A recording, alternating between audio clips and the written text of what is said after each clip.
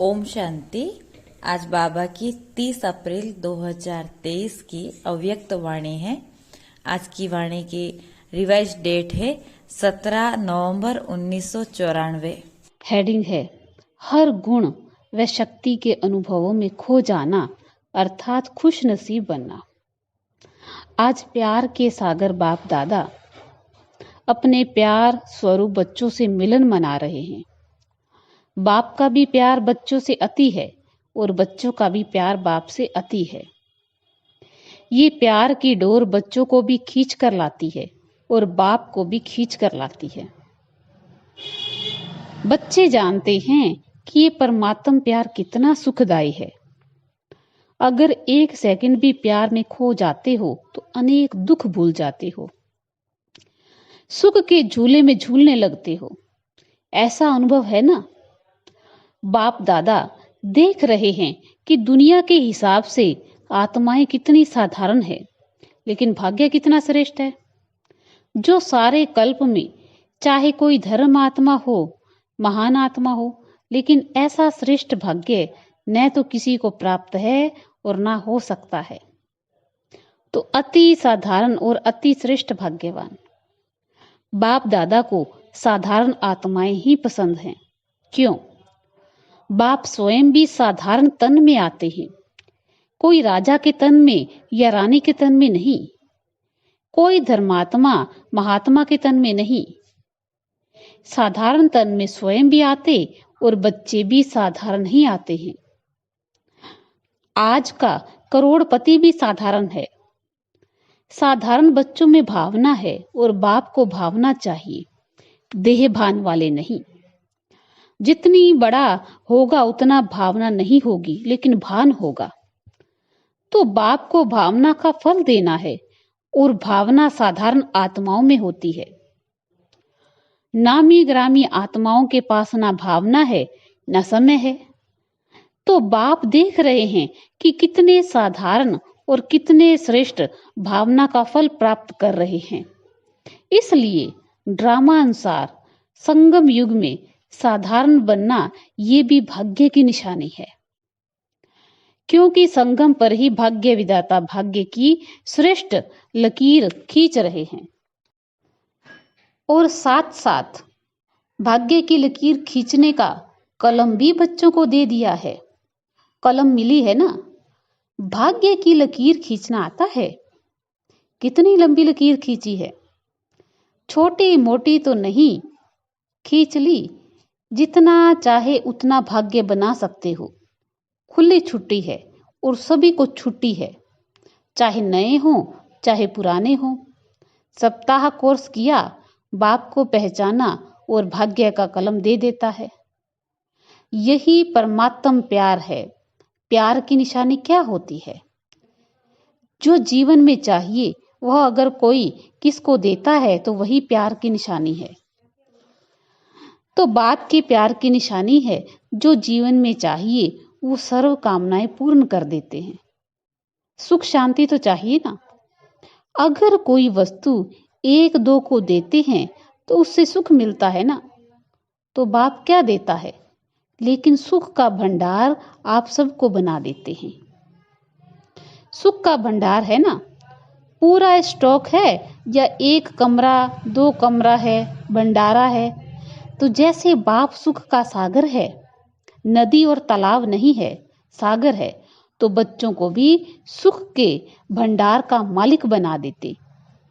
कोई सुख की कमी है क्या? कोई अप्राप्ति है? फिर यह नहीं कहना कि थोड़ी सी शक्ति दे दो, दे दिया, दे दो, कहने की आवश्यकता ही नहीं है।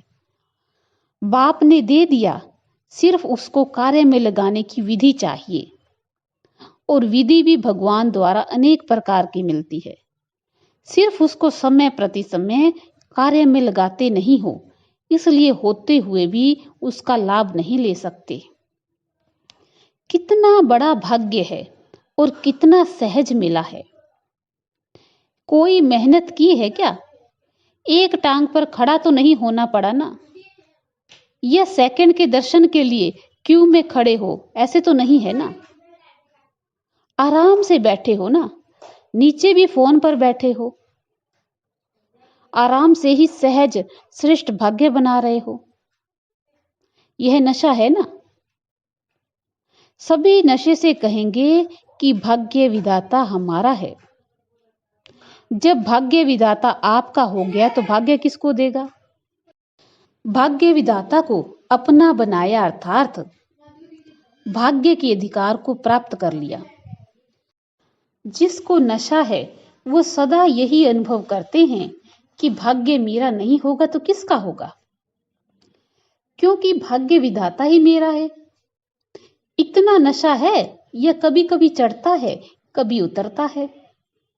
संगम का समय ही कितना छोटा सा है और आप मेजॉरिटी तो सब नए हो। कितना थोड़ा समय मिला है।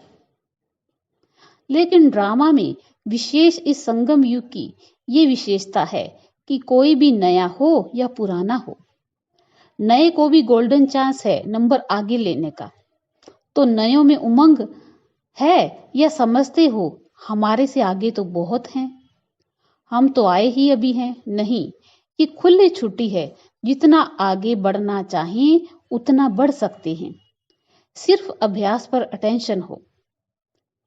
कोई कोई पुराने अलबेले हो जाते और कोई आप नए अलबेले नहीं होना तो आगे बढ़ जाएंगे, नंबर ले लेंगे। नंबर लेना है ना, फर्स्ट नंबर नहीं, फर्स्ट डिवीजन। फर्स्ट नंबर तो ब्रह्मा बाम निश्चित हो गए ना, लेकिन फर्स्ट डिवीजन में जितने चाहे उतने आ सकते हैं। तो सभी किस डिवीजन में आएंगे? सभी फर्स्ट में आएंगे तो सेकंड में कौन आएगा? माताएं किस में आएंगी? फर्स्ट में आएंगी। बहुत अच्छा, आना ही है। यह दृढ़ निश्चय भाग्य को निश्चित कर देता है। पता नहीं आएंगे नहीं आएंगे, पता नहीं आगे चलकर कोई माया आ जाए। माया बड़ी चतुर है। ऐसे व्यर्थ संकल्प कभी भी नहीं करना। जब सर्वशक्तिमान साथ है तो माया तो उसके आगे पेपर टाइगर है, इसलिए घबराना नहीं है। पता नहीं का संकल्प कभी नहीं करना। मास्टर नॉलेजफुल बन हर कर्म करते चलो। साथ का अनुभव सदा ही सहज और सेफ रखता है। साथ भूल जाते हैं तो मुश्किल हो जाता। लेकिन सभी का वायदा है कि साथ रहेंगे, साथ चलेंगे। यही वायदा है ना कि अकेले रहेंगे, अकेले जाएंगे। तो साथ का अनुभव बढ़ाओ। जानते हो कि साथ है, मानते भी हो, लेकिन फर्क क्या पड़ता? जानते भी हो, मानते भी हो, लेकिन समय पर उसी प्रमाण चलते नहीं हो। माया का फोर्स, ये जो कोर्स है, उसको भुला देता है। लेकिन क्या माया बहुत बलवान है? वह बलवान है या आप बलवान हो? या कभी माया बलवान, कभी आप बलवान? आपकी कमजोरी माया है और कुछ नहीं। आपकी कमजोरी माया बनकर सामने आती है। जैसे शरीर की कमजोरी बीमारी बनकर सामने आती है ना, ऐसे आत्मा की कमजोरी माया बन के सामना करती है। तो न कमजोर बनना है न माया आनी है, लक्ष्य ही है माया जीत जगत जीत। कितनी बार विजय बने हो, अनगिनत बार, फिर भी घबरा जाते हो। कोई नई बात होती है तो कहा जाता है नई बात थी ना, मुझे पता नहीं था इसलिए घबरा गए। लेकिन एक तरफ कहते हो अनेक बार विजयी बने हैं, फिर क्यों घबराते हो? बाप का प्यार ही ये है कि हर बच्चा श्रेष्ठ आत्मा बन राज्य अधिकारी बने। प्रजा अधिकारी तो नहीं बनना है ना, तो राज्य अधिकारी अर्थात हर कर्मेंद्रिय जीत। अगर अपनी कर्मेंद्रियों के ऊपर, मन बुद्धि संस्कार के ऊपर विजय नहीं तो प्रजा पर क्या राज्य करेंगे? अगर ऐसे राज्य बने जो अपने ऊपर विजय नहीं पा सकते तो सतयुग भी कलयुग बन जाएगा। इसलिए ये चेक करो कि मन बुद्धि संस्कार कंट्रोल में है। मन आपको चलाता है या आप मन को चलाने वाले हो? जब ये कंप्लेन करते हो कि मेरा मन आज लगता नहीं है, मेरा मन आज भटक रहा है, तो ये मन जीत हुए। आज मन उदास है, आज मन और आकर्षण की तरफ जा रहा है, ये विजय के संकल्प हैं। तो जो स्वयं पर विजय नहीं पा सकते, वो विश्व पर कैसे विजय प्राप्त करेंगे? इसलिए चेक करो, कर्मेंद्रिय जीत, मन जीत कहाँ तक बने हैं। अगर फर्स्ट डिवीजन में आना है तो इस लक्षण से लक्ष्य को प्राप्त कर सकते हो। बाप दादा ने देखा कि बच्चे उमंग उत्साह में भी रहते हैं, ज्ञान की जीवन अच्छी भी लगती है, ज्ञान सुनना सुनाना इसमें भी अच्छे आगे बढ़ रहे हैं। लेकिन चलते चलते अगर कमजोरी आती है तो उसका कारण क्या है? विशेष कारण है कि जो कहते हो, जो सुनते हो, उस एक एक गुण का, शक्ति का, ज्ञान के पॉइंट्स का अनुभव कम है। मानो सारे दिन में स्वयं भी व दूसरों को भी कितने बार कहते हो, मैं आत्मा हूं, आप आत्मा हो, शांत स्वरूप हो, सुख स्वरूप हो। कितने बार स्वयं भी सोचते हो और दूसरों को भी कहते हो। लेकिन चलते फिरते आत्मिक अनुभूति, ज्ञान स्वरूप, प्रेम स्वरूप, शांत स्वरूप की अनुभूति वो कम होती है। सुनना कहना ज्यादा है और अनुभूति कम है। लेकिन सबसे बड़ी अथॉरिटी अनुभव की होती है, तो उस अनुभव में खो जाओ। जब कहते हो शांत स्वरूप, तो स्वरूप में स्वयं को, दूसरे को शांति की अनुभूति हो। एक एक गुण का वर्णन करते हो, शक्तियों का वर्णन करते हो, लेकिन शक्ति व गुण समय पर अनुभव में आए। कई तो बोलते भी रहते हैं कि सहन शक्ति धारण करनी चाहिए, सहनशीलता अच्छी है, लेकिन अनुभूति नहीं होती। अनुभूति की कमी होने के कारण जितना चाहते हो उतना पा नहीं सकते। अगर सभी से पूछें कि जितना पुरुषार्थ होना चाहिए उतना है, तो थोड़े हाँ कहेंगे।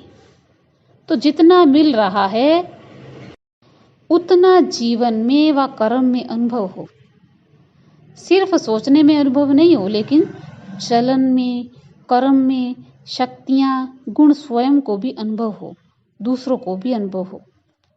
कहते ही हो कि ज्ञान स्वरूप है, तो वह स्वरूप दिखाई देना चाहिए ना। और स्वरूप सदा होता है, स्वरूप कभी कभी नहीं होता। अज्ञान काल की जीवन में यदि किसी का क्रोध स्वरूप होता है, तो जब भी कोई बात होगी तो वो स्वरूप दिखाई देता है, छिपता नहीं है। चाहे छोटी बात हो या बड़ी बात हो, लेकिन जिसका जो स्वरूप होता वह दिखाई देता। स्वयं को भी अनुभव होता और दूसरे को भी अनुभव होता। क्या कहते हैं, ये है ही क्रोधी, इसका संस्कार ही क्रोध का है, तो संस्कार दिखाई देता है ना। ऐसे ये ज्ञान स्वरूप, शांत स्वरूप, सुख स्वरूप अनुभव में आए तो अनुभवी मूर्त ये है श्रेष्ठ पुरुषार्थ की निशानी। तो अनुभव को बढ़ाओ। जो कहाँ वो अनुभव किया, अगर अनुभव नहीं होता तो उसका कारण ये है कि जो समय प्रति समय विधि मिलती है उस विधि के ऊपर अटेंशन कम है। जितना ज्ञान को, शक्तियों को, गुणों को रिवाइज करते रहेंगे तो रियलाइज सहज होगा। रिवाइज नहीं करते तो रियलाइजेशन भी कम है। सुना बहुत अच्छा, लेकिन चलते फिरते रिवाइज होना चाहिए। जैसे दुनिया वाले कहते हैं कि कर्म ही योग है। कर्म और योग अलग नहीं मानते, कर्म ही योग मानते। कर्म से योग लगाना, इसी को ही कर्म योग समझते हैं। लेकिन कर्म और योग दोनों का बैलेंस चाहिए। कर्म में बिजी रहना योग नहीं है। कर्म करते योग का अनुभव चाहिए। कर्म में बिजी हो जाते हैं तो कर्म ही श्रेष्ठ हो जाता, योग किनारे हो जाता। चलते चलते यही अलबेलापन आता है, तो कर्म में योग का अनुभव होना, इसको कहा जाता कर्म योगी। मूल बात है अनुभवी स्वरूप बनो।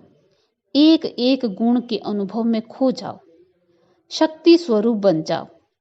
आपके स्वरूप से शक्तियां दिखाई दें। अभी भी देखो, अगर कोई में कोई विशेष शक्ति होती है तो उसके लिए कहते हो ये बहुत सहनशील स्वरूप है, इसमें समाने की शक्ति बहुत दिखाई देती है। तो कोई में दिखाई देती है, कोई में नहीं, और कभी दिखाई देती है, कभी नहीं, तो अटेंशन कम हुआ ना। तो हर शक्ति, हर गुण, हर ज्ञान की पॉइंट्स आपके स्वरूप में अनुभव करें, और वो तब होगा जब पहले स्वयं को अनुभव होगा। अगर स्वयं अनुभवी होगा तो दूसरों को उससे स्वतः ही अनुभव होगा। और जब अनुभव करते हो तो कितनी खुशी होती है।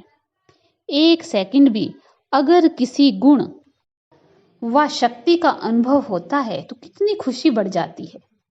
और जब सदा अनुभवी स्वरूप होंगे तो सदा चेहरे पर खुशी की झलक, खुश नसीब की झलक अनुभव होगी। तो अनुभव को बढ़ाओ। विधि तो स्पष्ट है ना।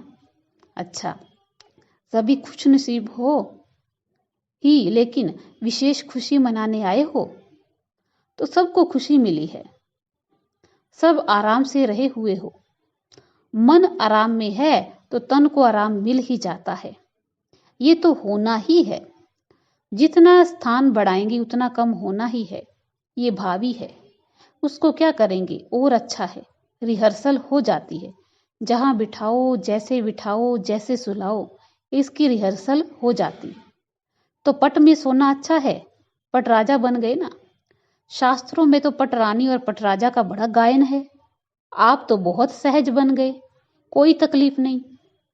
बाप दादा और निमित आत्माएं सोचती तो यही हैं कि सब आराम से रहें, लेकिन अगर ज्यादा संख्या में भी आराम लगता है तो खुशी की बात है। जहां भी रहे हुए हों वहां खुश हो, कोई तकलीफ नहीं। और बुलाएं, सिर्फ एक सूचना चली जाए कि जो आना चाहे वो आ जाए, तो क्या करना पड़ेगा? अखंड तपस्या करनी पड़ेगी। खुशी की खुराक खाओ और अखंड योग करो, फिर तो सभी आ सकते हैं। करेंगे, थक तो नहीं जाएंगे, भूख नहीं लगेगी, 7 दिन नहीं खाएंगे, 7 दिन खाना नहीं मिलेगा। बाप दादा ऐसा हट कराना नहीं चाहते। सहज योगी हो ना। ये परमात्म मिलन कम भाग्य नहीं है। ये परमात्म मिलन का श्रेष्ठ भाग्य कोटों में कोई आप आत्माओं को ही मिलता है। अच्छा, मिल लिया ना। भक्ति में तो जड़ चित्र मिलता है और यहाँ चैतन्य में बाप बच्चों से मिलते भी हैं, रूह रिहान भी करती हैं। तो ये भाग्य कोई कम है? फिर भी आप सब लकी हो। समय की गति बदलती जाती है। अभी फिर भी आराम से बैठकर सुन रहे हो। आगे चलकर वृद्धि होगी तो बदलेगा ना। फिर भी आप लकी हो, क्योंकि टू लेट के टाइम पर नहीं आए हो, लेट के टाइम पर आए हो। तो सब खुश हो। अच्छा, चारों ओर के सर्वश्रेष्ठ भाग्य विदाता के भाग्यवान आत्माओं को, सदा मन जीत जगत जीत के निश्चय और नशे में रहने वाले, सदा हर गुण शक्ति और ज्ञान के अनुभवी आत्माएं, सदा बाप को साथ रखने वाले कंबाइंड स्वरूप आत्माएं, सदा श्रेष्ठ भाग्य की लकीर को सहज श्रेष्ठ बनाने वाले ऐसे अति समीप और श्रेष्ठ आत्माओं को बाप दादा का याद प्यार, गुड मॉर्निंग, नमस्ते नमस्ते नमस्ते। हम रूहानी बच्चों की रूहानी बाप दादा को याद प्यार, गुड मॉर्निंग, नमस्ते नमस्ते नमस्ते। शुक्रिया बाबा, शुक्रिया। आज का वरदान है बाबा का, वाणी और मनसा दोनों से एक साथ सेवा करने वाले सहज सफलता मूर्त भव। वाचा के साथ साथ संकल्प शक्ति द्वारा सेवा करना, यही पावरफुल अंतिम सेवा है। जब मनसा सेवा और वाणी की सेवा दोनों का कंबाइंड रूप होगा तब सहज सफलता होगी। इससे दुगनी रिजल्ट निकलेगी। वाणी की सेवा करने वाले तो थोड़े होते, बाकी रेख देख करने वाले दूसरे कार्यों में जो रहते हैं उन्हें मनसा सेवा करनी चाहिए। इससे वायुमंडल योग युक्त बनता है। हर एक समझे मुझे सेवा करनी है तो वातावरण भी पावरफुल होगा और सेवा भी डबल हो जाएगी। अच्छा, आज का स्लोगन है, सदा एक रस स्थिति के आसन पर विराजमान रहो तो अचल अडोल रहेंगे। अच्छा, ओम शांति। सदा एक रस स्थिति के आसन पर विराजमान रहो तो अचल अडोल रहेंगे। अच्छा, ओम शांति।